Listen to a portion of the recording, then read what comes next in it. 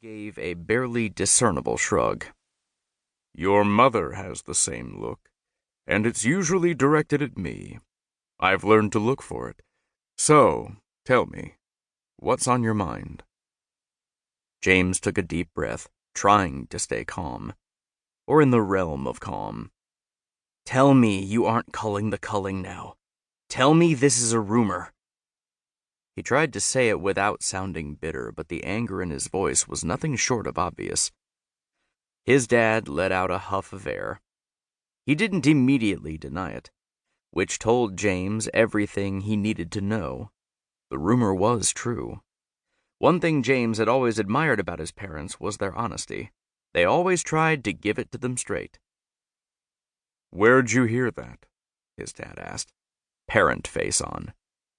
He was sometimes amazed at how his father could flip the switch from being the president of the state to being just his dad. He kind of loved it, kind of hated it too. Where do you think? James tried his best not to roll his eyes, knowing his dad hated that, knowing it would be the typical teenager move. Cassie? His dad asked. James gave a slight nod. His dad clenched his jaw. Figures. Henry could never keep his mouth shut. So it's true? James snapped. You're going to call for a culling now?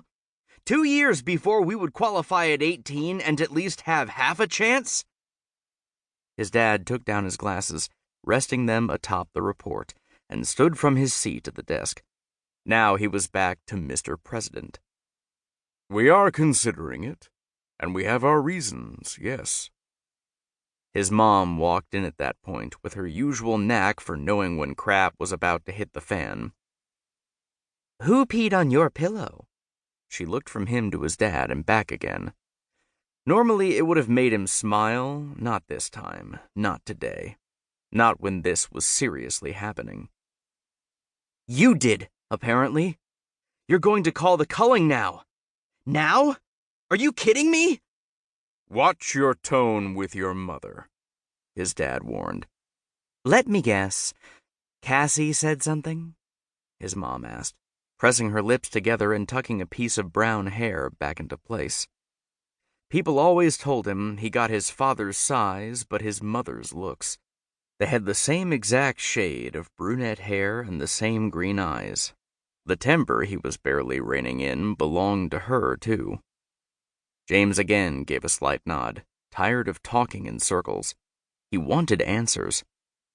I just finished basics. Why wouldn't you wait a few years?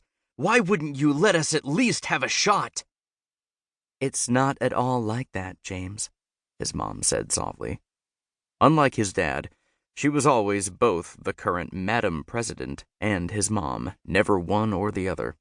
It didn't matter if she was in the middle of passing a bill that would shake the country. She would still make sure he towed the line. It was like she couldn't be Madam President without that mom sort of awareness ingrained in her. She was just both, always had been, always would be. He turned toward his father, clenching his fists, focusing on the sting of his nails in his palms. It was a wanted distraction from getting exponentially angrier by the second. I know I will never be like you. My temper gets me in trouble, and I will never be as stoic as you are.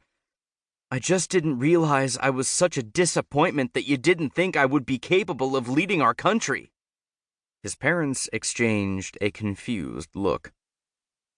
You assume I don't think you are capable. His dad shook his head. That's not at all it, James. Couldn't be farther from the truth. James apparently hadn't blown off enough steam downstairs because the urge to deck something was real.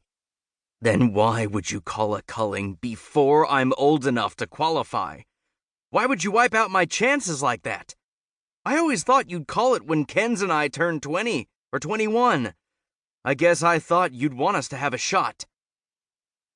His dad was still shaking his head.